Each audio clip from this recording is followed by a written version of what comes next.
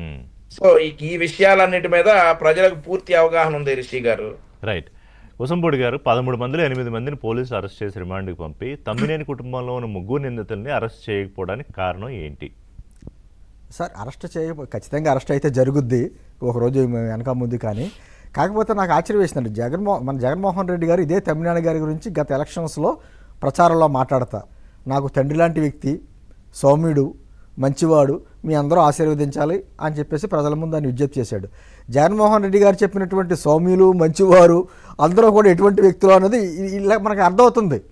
ఎందుకంటే ఆయన అనేక రకాల కేసుల్లో ఉండి జైలు పాలైనటువంటి వ్యక్తుల్ని, కృష్ణమోహన్ రెడ్డిని, ధనంజయ రెడ్డి, రాజకేశ్ రెడ్డి, లేకపోతే చెవిరెడ్డి భాస్కర్ రెడ్డి, మిథున్ రెడ్డి, వీళ్ళందరూ ఉన్నారు కదా, వీళ్ళందరినీ అమాయకులు అంటాడు. అవును, అమాయకులు అంటాడు. అతని మనస్తత్వం. హత్యలు చేసిన వాళ్ళేమో చిన్నపిల్లలు అంటాడు. లేకపోతే పరకామణి కేసు, అదే కేసు, చిన్న కేసు అంటాడు.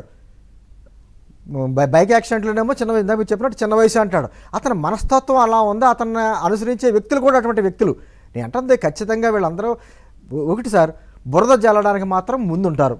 మొన్న కూడా ఈజ్ ఆఫ్ డూయింగ్ బిజినెస్లో వాళ్ళు పేపర్లో రాసుకొట్టి వచ్చారు. ఈజ్ ఆఫ్ డూయింగ్ బిజినెస్లో నీతి ఆయోగ్ చెవాట్లు పెట్టింది. వాళ్ళకి తెలియదు ఏంటంటే నీతి ఆయోగ్ ఎప్పుడు ఈజ్ ఆఫ్ డూయింగ్ బిజినెస్కి సంబంధించి ర్యాంకులు ఇవ్వదని, డిపిఐఐటి ఇస్తుంది. అది కూడా తెలియదు. వాళ్ళ ఏంటంటే ఏదో రకంగా కూటమి ప్రభుత్వం బురద జల్లాలి. ఈ రోజున వాళ్ళు మళ్ళీ డిఎస్సి గురించి కూడా కోర్టుకు వెళ్ళారు. అంటే ఎమ్మెల్సీ ఎవరు అక్షంతలు వేశారు. ఏంటిది అసలు ఏమని అంటే మెగా డిఎస్సి మీద ప్రతి ఆరోపణ మీద అధికారులు ప్రతి దానికి వివరణ ఇచ్చారు, ప్రతి విషయానికి వివరణ ఇచ్చారు. అయినా సరే వాళ్ళకి తృప్తి లేదు, మళ్ళీ కేసు వేశారు. నేను అంటుంది అంటే ఈ రకాలుగా ఎన్ని చూసుకుంటా ఉంటే ఖచ్చితంగా ఈ రాష్ట్రంలో శాంతి భద్రతలకు విఘాతం కలిగించాలనేటువంటి ఒక కుట్ర కోణంలోనే వాళ్ళు ఉన్నారా తప్ప. కరెక్టే, కానీ ఒకవైపు ఆ కుట్ర, ఒకవైపు దొరికిపోతున్నారు కదా. ఇప్పుడు దొంగలందరూ వరుసగా దొరికిపోతున్నారు, దానికోసం మళ్ళీ ఇంకొక ఏదో కవర్ చేయడానికి ఇంకో డ్రామా. సార్ ఇప్పుడు అది నేను ఉదాహరణ కూడా చెప్తాను. అదేదో సినిమాలో బ్రహ్మానందం చూసారా, ఇలా దొంగతనం చేసినప్పుడు చిట్టుకొని దొరికేస్తాడు. అటువంటి పొలిటికల్ కమిటీలు అయిపోయారు వీళ్ళంతా.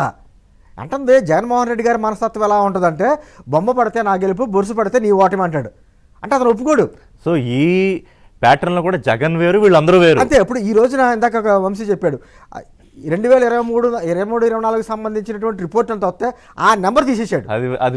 అది వేయకుండా మీద రిపోర్ట్ అంతా రాసుకుంటూ వచ్చారు. అంటే 2019-24 మధ్యన ఏం జరిగిందో ప్రజలకు తెలియదా?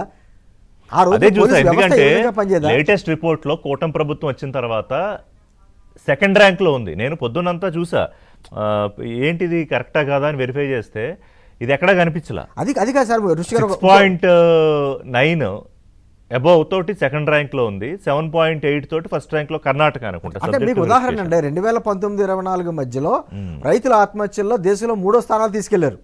కౌలు రైతుల ఆత్మహత్యల్లో దేశంలో 2వ స్థానాన్ని తీసుకెళ్లారు. వాళ్ళ పేపర్లో ఇప్పుడు రైతులు అన్యాయం అయిపోతున్నారు, అక్రమాలు. అదే గత ప్రభుత్వంలో ఎంతో హ్యాపీగా ఉన్నారు, బంగారం పండించేవారు. ఇప్పుడు కూటమి ప్రభుత్వం వచ్చిన తర్వాత మొత్తం అన్యాయం అయిపోయింది పేపర్లో రాసుకుంటూ వస్తారు. మోహన్ రెడ్డి గారు బయటకు వచ్చినప్పుడు రైతులందరూ రోజు అదే అంటున్నారండి. ఓ పక్క నుంచి ఏమన్నారు, ఓ పక్క నుంచి భూములేమో లాగేసుకుంటున్నారు, పారిశ్రామికవేత్తలకు ఊరికి అంటగట్టేస్తున్నారు అంటారు. మరో పక్క నుంచి ఏమంటారు, పారిశ్రామికవేత్తలు రావట్లేదు, వీళ్ళని చూసి భయపడుతున్నారు అంటారు. ఈజ్ ఆఫ్ డూయింగ్ బిజినెస్ సంబంధించినటువంటి ఆర్టికల్లో రాసుకుంటూ వచ్చారంటే, రాష్ట్రంలో ఉన్నటువంటి పారిశ్రామికవేత్తలందరూ పక్క రాష్ట్రాలకు వెళ్ళిపోయారు, ఇక్కడ ఉండలేదు అన్నారు. మరి పక్క రాష్ట్రానికి ర్యాంక్ 13వ ర్యాంక్ వచ్చింది, ఆంధ్రప్రదేశ్ 8వ ర్యాంక్ వచ్చింది. వాళ్ళు తమిళనాడు, కర్ణాటకలో గొడవలు పడితే ఇప్పుడు మన దగ్గరికి వచ్చేస్తున్నారని రాష్ట్రాల మధ్య పొలిటికల్ పంచాయతీ వచ్చింది. అలా కదా సార్, కేఎం మోటార్స్ సంగతి మనం చూసాం కదా, దానికి సంబంధించినటువంటి అనుబంధ సంస్థలన్నీ తమిళనాడు వెళ్ళిపోయినాయి కదా. అంటే అమరరాజా బ్యాటరీ మనకు పెద్ద ఉదాహరణ కదా. తప్పులన్నీ వాళ్ళు చేసి వేలెత్తి చూపించి కూటమి ప్రభుత్వమే చూపిస్తున్నారు అంటే కేవలం కుట్ర జరుగుతుంది. చంద్రబాబు గారు, పవన్ కళ్యాణ్ గారు పదే చెప్తున్నారు, అప్రమత్తంగా ఉండాలి, అప్రమత్తంగా ఉండాలి అంటున్నారు. దీని గురించే